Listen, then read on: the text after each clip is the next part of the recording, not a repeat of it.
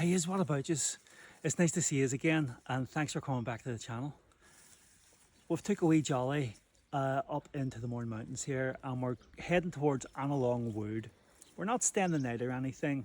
We're just going to have a little firebox, cook a bit of lunch or dinner, enjoy the quiet and the peace, and then we're going to make our way home again. But before we do that, we've just parked the car and started the hike, and look at the abundance of fruit on the brambles. Loads of blackberries, all nice and fresh, loads of raspberries, all gorgeous. And the thing is, there's very little traffic around here. So as we walk along, we're going to have a wee feast and pick some lovely, juicy, if I can reach them,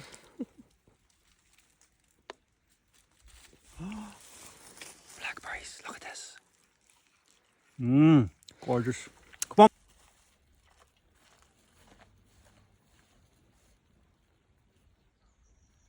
Hi everybody.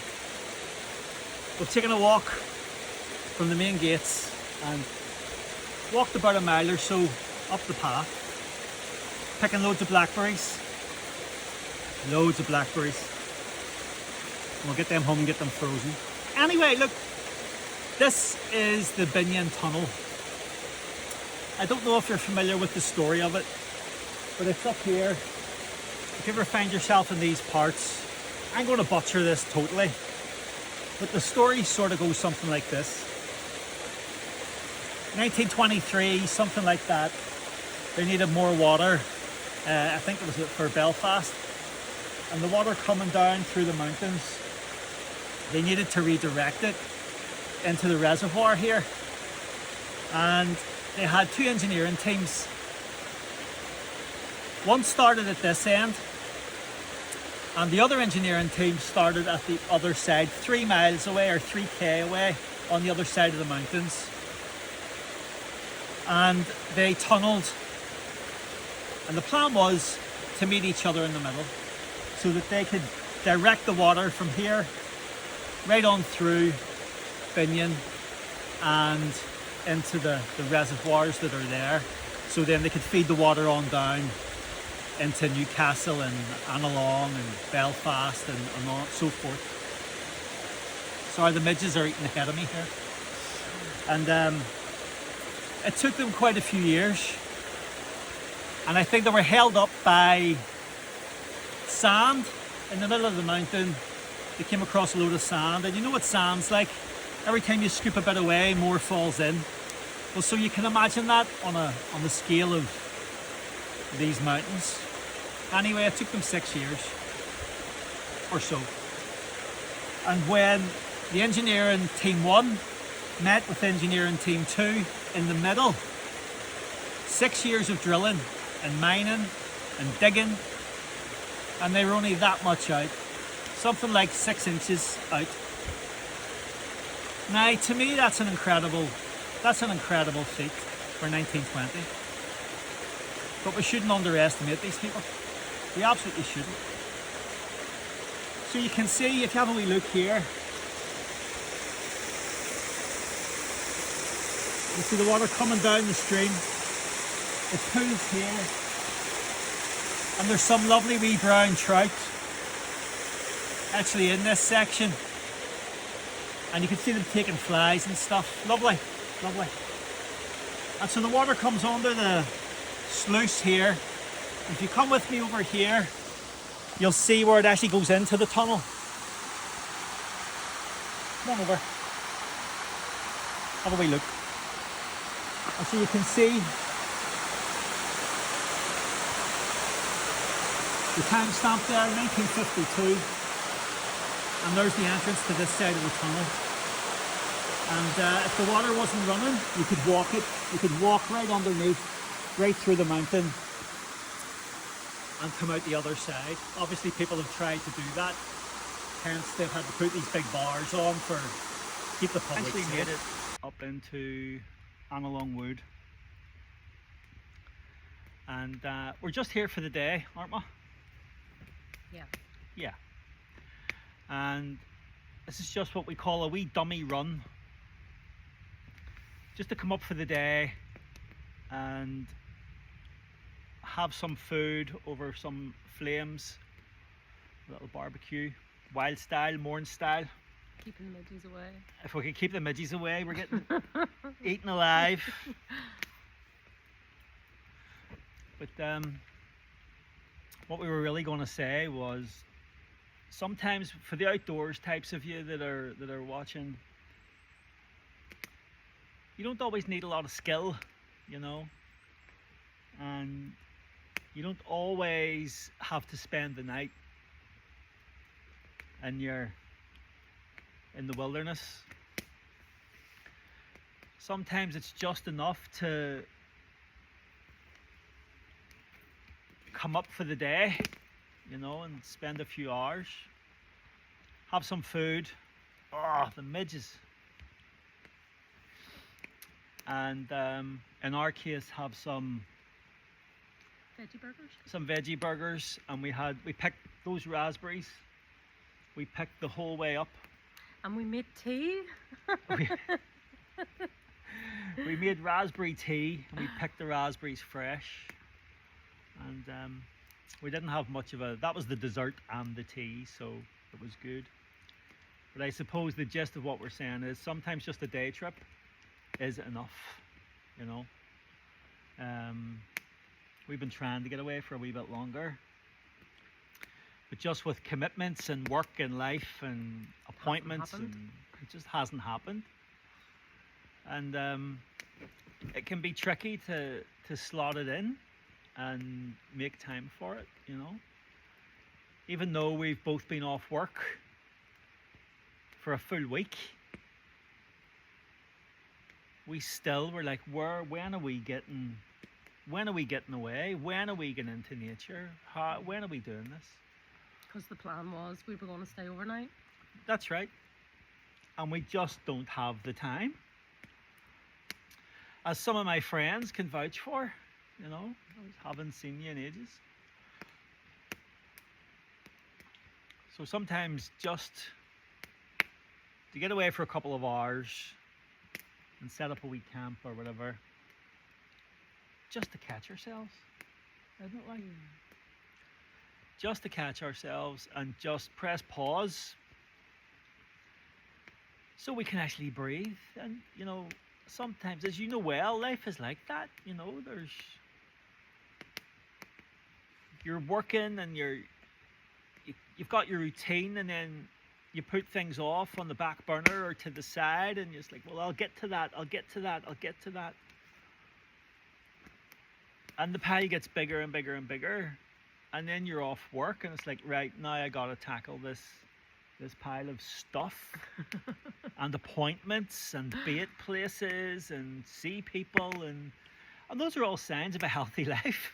You know, they are. But all of a sudden you get to your week off and you're exhausted and you're knackered and you're tired, and now you've got a whole pile of stuff that you didn't deal with sitting waiting on you. Yep. And then you feel overwhelmed, and that's certainly our experience. Maybe you can identify, maybe you can't, you know, and we needed to get out and we needed to get away and all of that, and but we just don't have the time to do an overnighter. And so a wee day trip is all we could really muster, you know. Sometimes that's enough. Sometimes you just need to touch base with nature again and yourself, and just to smell the grass and listen to the birds and relax. Yeah. Relax into your real life. We talk sometimes about how our life would be without our jobs. And a job is a blessing, folks. Like, we're not dissing work or gainful employment. Work and jobs are a blessing. But without work and enough money in the bank and all the rest of it, you'd be living the dream, you know. That's our dream. So in the meantime, while the millions are forming somewhere out in the universe, waiting to find their way to us, humble people, in the meantime, all we can do is a day trip. We accept checks and all sorts of things. So if you want to write us a large check just for the fun of it, because you have it and you want to share it, we're happy to help you live your dream. Listen to him. So listen, we'll leave it there for now. We tend to do more short stuff because we don't have to edit anything, and we try to keep it really simple. It gives you a glimpse of what we're up to and where we are, and the longer videos like this one take time and uploads and editing and all of that. And as I said, we're busy people, which is a sign of a good, healthy life. But so we just try to keep it simple and edit as little as possible. So if you've been following along the channel, thank you. If you've subscribed, thank you. Share the channel, press the likes and the buttons and the notifications and all the bells and whistles. And you hear YouTubers saying all the time, it really helps the channel, it really helps the channel. It actually does. One of our videos, the shorts, hit over 2,000 views and we nearly fell down. The algorithm. The algorithm, the beautiful algorithm. So if you don't click the likes and hit the bells and the notifications and the whistles, the algorithm tends to just ignore you. So anyway, this is, excuse me, I think I just had a fly for dessert. You got your protein then? I got my protein, yes. So this is a long-term project for us. You know, this is a long-term, this is something that we're always going to do. And when we get the time. Just a wee snapshot when we're out and about doing things that we love. That's it. That's literally it. Let the world in on your life a little bit, you know. And try to be positive and try to contribute to society in a positive way. And do your best and be a human being. So anyway, without me going off on a philosophical lecture, as I am known to do, you'll all be delighted to know that I have not done the morning two-step on this trip. However, we're not home yet. So that's it from us for this little trip. We're up in Newcastle, County Down, where the mountains of Mourne sweep down to the sea. And we're here in Annalong Wood, which is a well-known spot for camping. And remember, folks, leave no trace. Leave no trace. When we come onto this site, this little patch here, it's a mess. Boxes, beer, bottles, all the usual. Barbecues. You know, barbecues, and they've just all left it behind them. We'll do our best to take what we can with us. But and obviously all of our own stuff. All of our own stuff, of course. But you know, all you got to do is bring a bag. Behind the camera, there's boxes of beer cans and all the junk under the sun. And yeah, well, we'll not go down the rabbit hole, but remember to leave no trace. And if you are out there having a day trip in the woods, in the mountains, by the sea, wherever you are, keep yourself safe. Look after yourselves, look after your friends and the people that are with you. And remember to spread a little bit of love and happiness and positive and all of those hippy-dippy wonderful things. All right? Is that us? That's us. That's us. That's us now. That's us now.